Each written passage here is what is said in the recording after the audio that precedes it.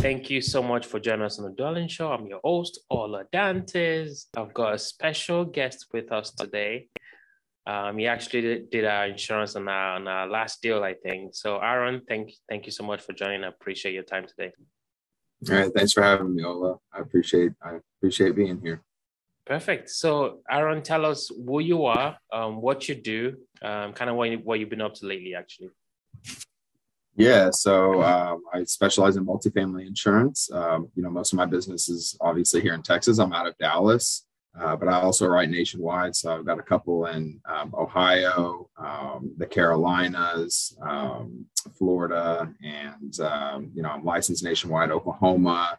And so, but obviously I mostly right here in Texas, and I also passive investor as well, looking to get into some more deals and kind of got into it. I grew up, all my family's, in real estate and property management. And so I, grew up working for my dad's property management company. And, once I got into insurance, I guess I just kind of went where I was comfortable, because in insurance, there's so many different niches that you can, specialize in, and real estate. I kind of got lucky with the timing because DFW is such a hot market. And so that's kind of how all that played out. And that's mostly what I focus on now. So. Yeah. So, when people hear insurance, people just think, oh, it's pretty standard, boring, not much to talk about. But during our last deal, there was a lot to talk about. And not only is insurance quite important, it's actually a big chunk, of your rent roll as well, right? Of your P&L. So it's something to pay attention to if you're trying to be a real estate investor. Insurance will get you, taxes will get you. So it's actually a really, a very important one to take note of. So just kind of run us through a typical deal in terms of from an insurance perspective. What should investors be looking out for? Multifamily investors when they're trying to take down an asset. Of course, our last deal was, a pretty big one. So let's talk about just kind of what investors should be looking at when they're trying to select an insurance broker or just insurance for their next deal. Yeah, so every insurance agent can write property coverage. You want to find somebody that really it really is it's their niche. Especially here in Texas, where the rates, do make up, the insurance premiums take up a good chunk of your income on a property. Obviously, that affects your NOI and what you can essentially sell your property for. And so, you want to find a broker that has, dealt with a lot of different lenders. And, for me, it was a learning experience where, 2 years ago, okay, I dealt with lender X. I know that they're going to require these certain coverages. They're going to require, terrorism coverage, which even like they might require terrorism coverage on the general liability, which is never going to come into play. But, I don't want to hit any of my clients with these last second, hey, your premium increased because of this. Some lenders, might require a higher building value.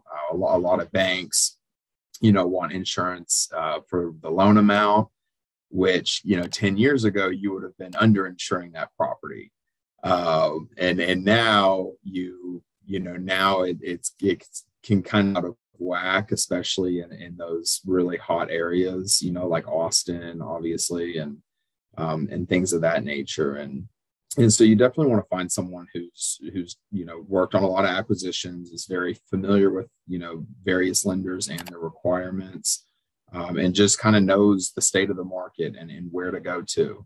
If I've got a property in a bad crime area, then these are going to be my main players for the liability. If I've got a property with aluminum wiring, this is where I need to go. If it's got, bad breakers, so like Federal Pacific, Zensco, then I need to go to these markets. And, things of that nature that can kind of help, I guess, expedite the whole process to make sure that the borrower, the investor is getting the best quote possible. So one of the major challenge for us as syndicators is just kind of the rising cost of insurance of the premiums.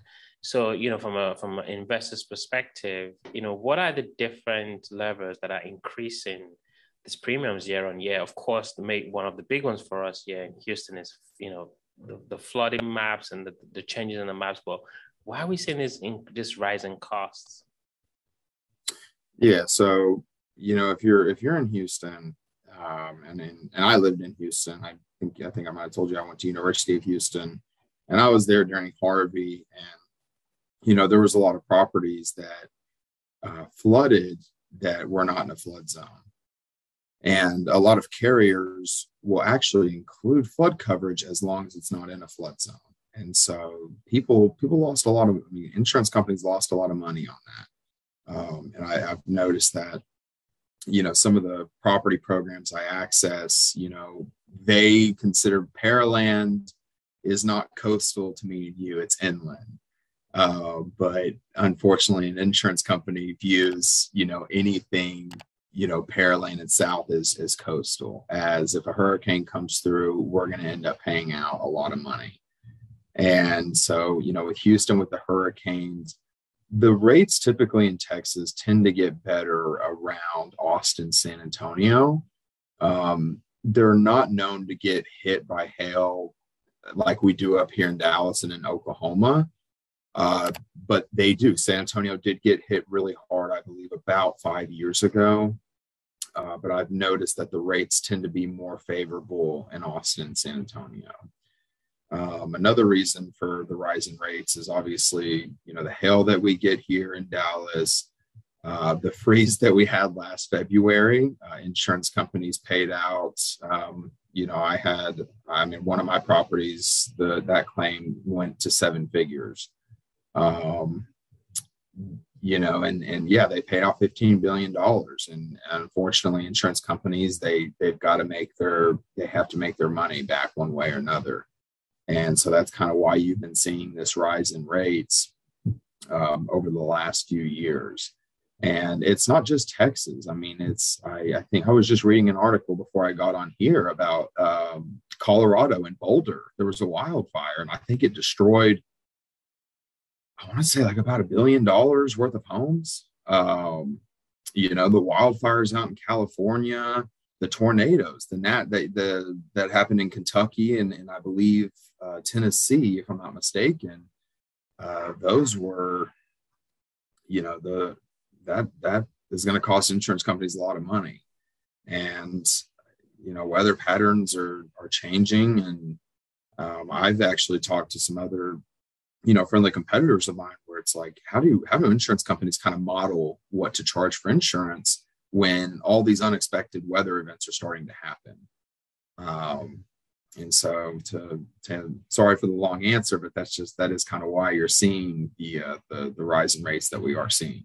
Yeah, no, definitely. Actually, you answered my question. My next question was, is this kind of across the country? So that was my next question. So thanks for that. So that was not a long answer at all. So you said you closed that deal recently in Houston. Of course, you don't have to give, figures or anything like that, but just kind of give us an idea of, that deal, how what were the coverages, that kind of give us just the full synopsis of that. Yeah. So the one that I closed yesterday, it was 117 units. It was an older build, so I think it was late 70s build, if I'm not mistaken.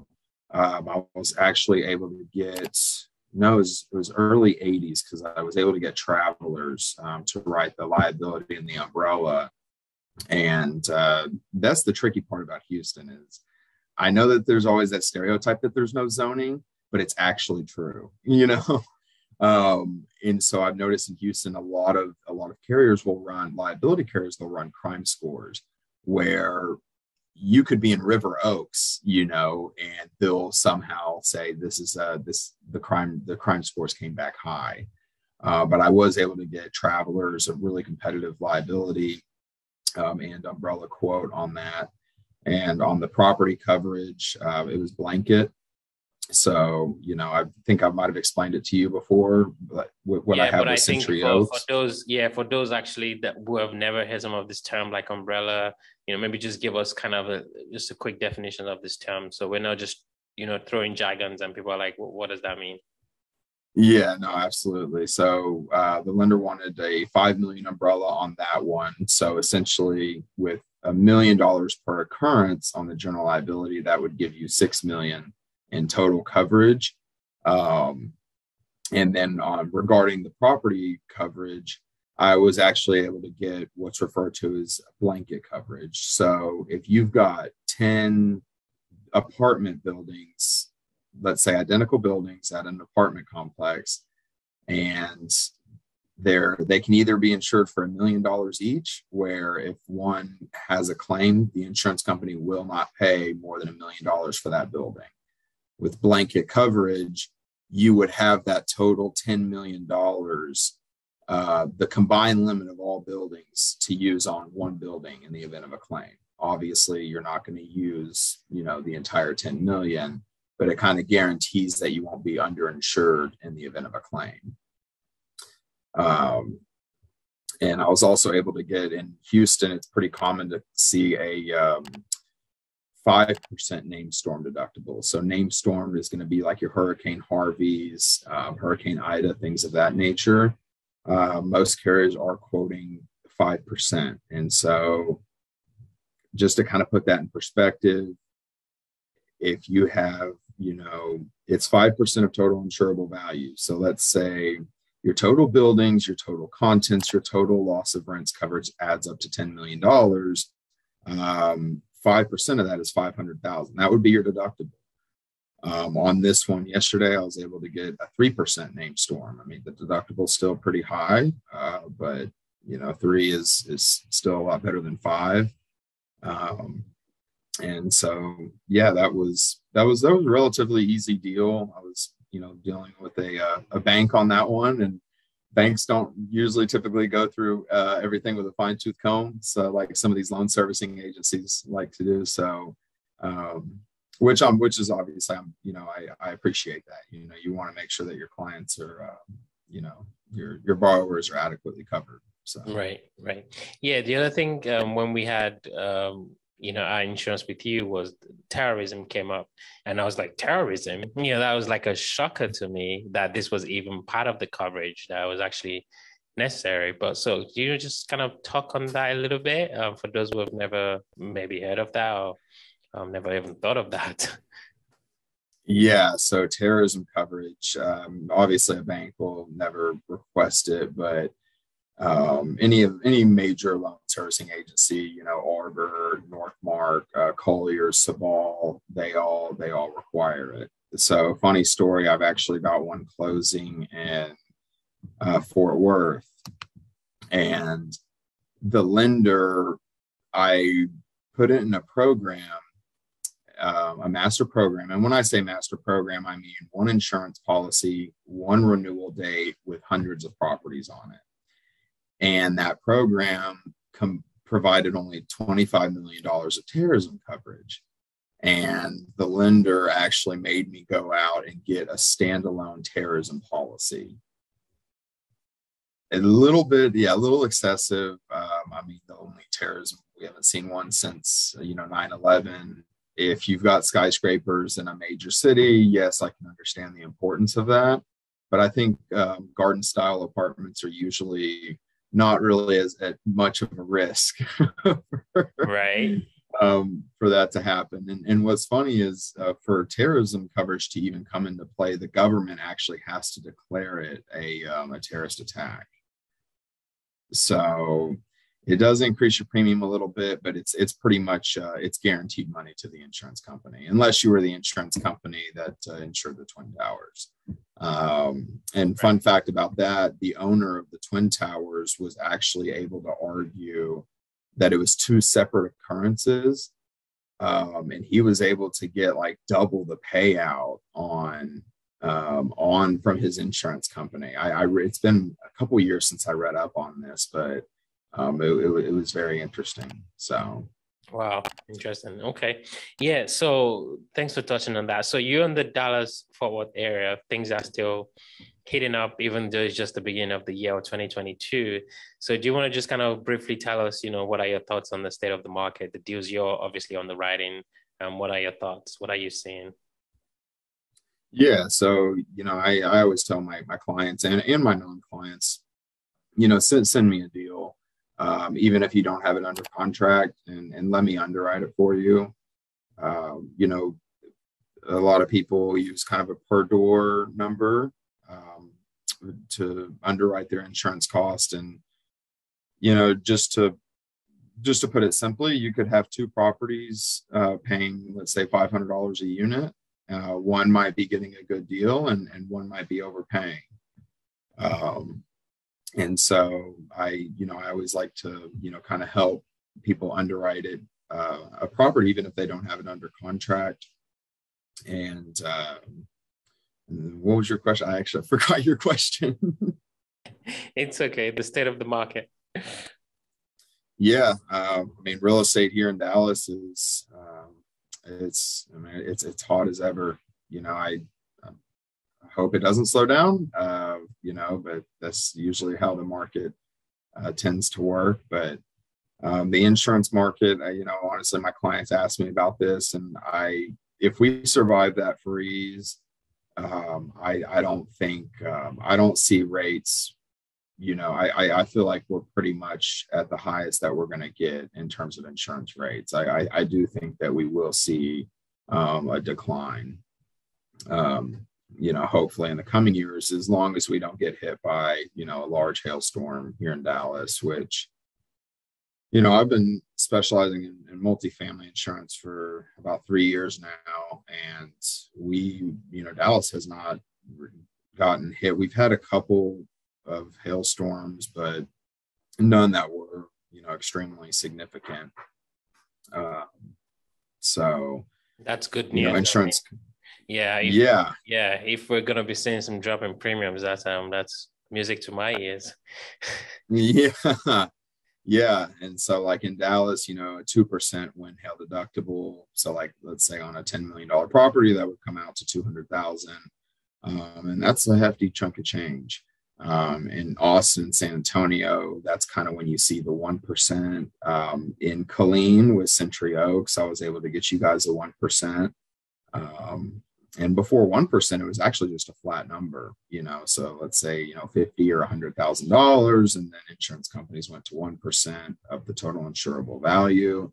And then they went to 2%. And now I've got some carriers that want to do 3%, which, I've told clients that if you're at a 3% wind hail deductible, then honestly, you might as well jump to a 5 and save some money, because you're already self-insuring your roof at 3% in the event of a hailstorm.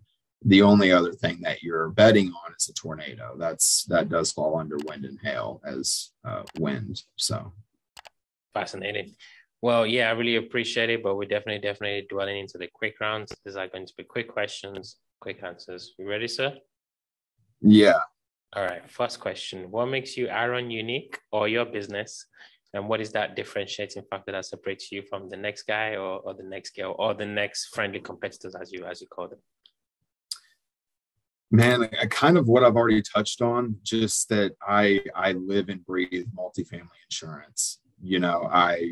I've actually gotten real friendly with some competitors that will say, hey, this carrier is implementing this or sub limit. This carrier is raising their rates. And so the difference with me is, not only do I have experience in working with lenders, as I discussed previously, but I know the state of the market. I'm very up to date on it because frankly, I live in it every single day.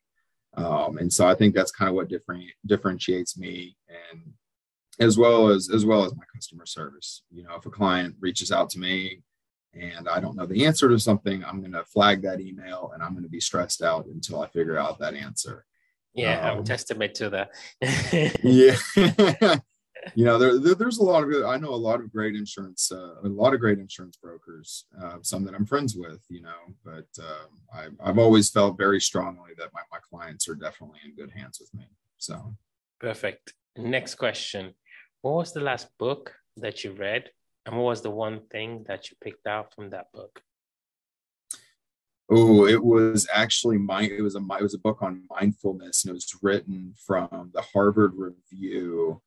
And it taught me that, man, I live way too much in the future. And when you live in the future, that is kind of like, that's really kind of anxiety. I mean, that's because you don't know the future, and so you're thinking what can go wrong. And I read it actually back, a flight back from Orlando. I went to Rod Khleif's event, and I was real stressed out with end of the year closings and renewals, and it just really taught me that, if you can really kind of, and that's what mindfulness is. It's just be present in the moment, and don't think about what can go wrong. So. Yeah, that's a good one. Really appreciate that. Final question. You've got closings here and there. You're busy. What do you do for fun? Ooh, like to watch. I love basketball. So I've recently, I got an LA Fitness membership, and I've got like 18-year-olds that are, crossing me over and damn near putting me on my knees. That's funny. I didn't realize I've been so focused on my career. I didn't realize how out of shape I was. But yeah, playing basketball, and just hanging out with friends. And I definitely plan to travel more this year. That's my number one goal. Aside from my, career goals, I definitely want to travel a lot more this year. So. Perfect.